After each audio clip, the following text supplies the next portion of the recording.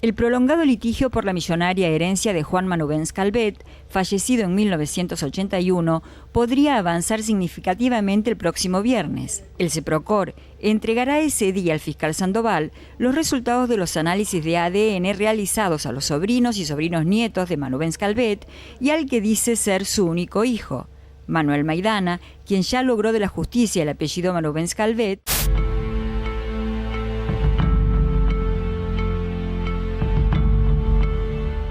El 5 de marzo de 1981 murió en Villa Dolores Juan Feliciano Manubens Calvet y se abrió un juicio sucesorio que duró 39 años y donde se disputaron 225 millones de dólares en bienes que incluían estancias, casas, terrenos y miles de cabezas de ganado.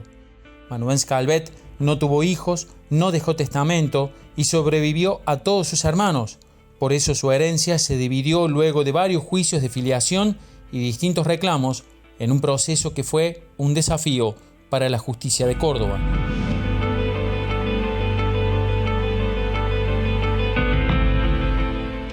Es un ejemplo de lo que ocurre cuando en las declaratorias de herederos, en los procesos sucesorios, hay tantas partes y tienen tantos conflictos e intereses contrapuestos y no logran visualizar lo mejor para sus propios intereses.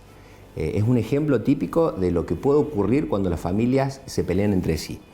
Y cuando las familias se pelean entre sí, hay terceros que quieren aprovecharse de esas peleas. El juicio sucesorio supone que una persona ha fallecido. Entonces tenés que acreditar con la partida de defunción que ha ocurrido ese fallecimiento. Los interesados, que pueden ser por lo general los hijos, los descendientes, los nietos, tienen ellos que acreditar cuál es su vínculo de parentesco con el fallecido.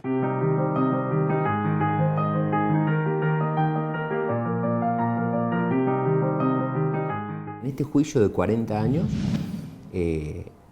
heredan del causante, Juan Feliciano Manubens Calvet, heredan sus 5 hermanos premuertos.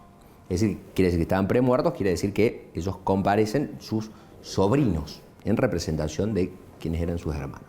Esto quiere decir que de los 5 hermanos que tenía, a su vez, habían subramas que implicaban más hermanos. Entonces se iban multiplicando los herederos. Y a su vez, a lo largo del tiempo, la vida, cuando pasa el tiempo, sucede lo que biológicamente ocurre, las personas fallecen. Entonces, quienes inicialmente iniciaron este proceso fueron falleciendo y comparecieron sus hijos, que fueron más y más y más, y en un momento llegamos a tener 76 personas en carácter de herederos. Eso hace imposible lograr un acuerdo. Es muy difícil que la causa avance. Por lo general, los juicios sucesorios no son complicados.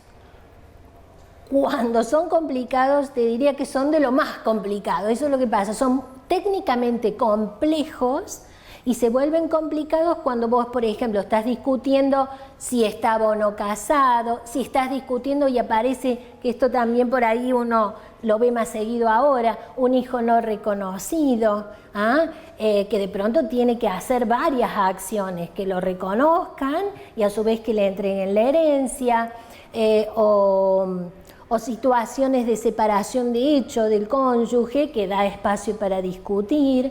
Y cuanto más compleja es la familia del fallecido, más difícil es la distribución. Descartados varios impostores, quedan un supuesto hijo y varios sobrinos. Que nos hagamos la extracción de sangre y de una buena vez y para siempre se llegue a saber de quién es esta fortuna y que realmente Manuel Antonio Manubens Calvet es el hijo de Juan Feliciano Manubens Calvet.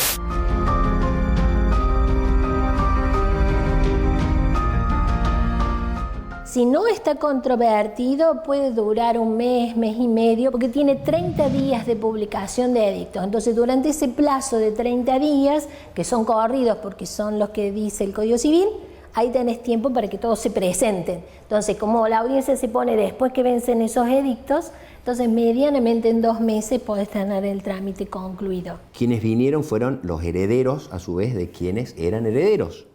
Entonces, esto facilitó un poco porque ellos lograron cambiar un poco la lógica del litigio, lograron comprender que por ahí lo mejor era bajar un poco la tensión y los diferendos familiares. Bueno, pudieron sentarse y entre ellos poder acordar y poder tener al menos unas charlas armoniosas, ¿no? Y a partir de ahí ellos pudieron comunicarse con los abogados y pudieron empezar a acordar con los abogados el pago de los honorarios, por 40 años. Imagínense la cantidad de abogados que pasaron y la cantidad de honorarios que eso generó. Entonces, los gastos de justicia son muchos. Entonces, por lo menos, el hecho de ellos bajar los decibeles, es decir, che, pasaron 40 años y todavía no hemos podido repartir esta herencia, a mí como juez de esta sucesión me ayudó mucho, porque el diálogo comenzó a fluir, el diálogo permitió negociaciones sobre cuestiones patrimoniales que ayudaron a avanzar esta causa y en 2 años la terminamos. Pensamos que era la única manera de terminar ante negativas, subterfugios y cuestiones para venir y no venir de una vez por todas. Y bueno, acatamos de todas formas de una vez para terminar.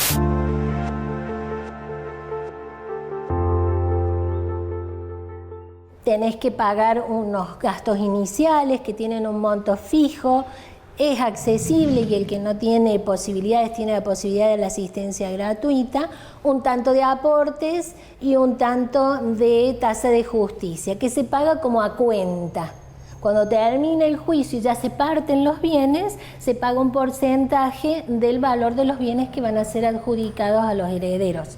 Después de la audiencia, si no tiene lugar, se dicta una resolución donde el juez declara que al fallecimiento de tal o cual persona, bien identificada con su número de documento, le suceden como sus herederos fulano, mengano y sutano. Y ahí concluye, digamos, la primera etapa. A la Administración de Justicia le costó mucho dinero le costó esto. Ni hablar a los herederos, por supuesto, esto lo descontemos. Quienes más perdieron acá fueron los herederos, no tengo duda. Pero la justicia también tenía interés en poder terminar este asunto. Ahora, sin la colaboración de las partes es imposible. Son las partes quienes tienen que darle una mano a la justicia. Acá ocurrió eso y por eso terminó. Las partes vinieron, pudimos coordinar esfuerzos y esos esfuerzos coordinados lograron que se terminara la causa. Sin esos esfuerzos coordinados no hubiera sido posible. Hay 200 millones de dólares y 200 millones de razones. Yo creo que hay muchos intereses en juego y están demostrados a través de denuncias penales. Uno de los elementos que hizo complejizar esto, no solamente que este hombre falleció sin hijos, ni sus padres tampoco, sino que era mucho dinero. Era mucho dinero, un hacendado muy importante. Tenía muchos bienes, muchos campos, vacas, era una empresa agropecuaria importante. También tenía aproximadamente eran 15.000 cabezas de 15.000 animales, 15.000 distribuidos en la estancia Pinas y en las 5 estancias del sur. Estamos hablando cerca de bienes urbanos, cerca más o menos unos 30 bienes urbanos ubicados en Villa Dolores, en las cercanías de Villa Dolores, un importante inmueble en Buenos Aires, en Palermo, un inmueble en San Martín de Mendoza, algunos inmuebles en La Rioja y distribuidos acá en Córdoba. En Córdoba capital también, e inmuebles rurales ubicados en la zona, en San José, en la zona cercana de Villa Dolores.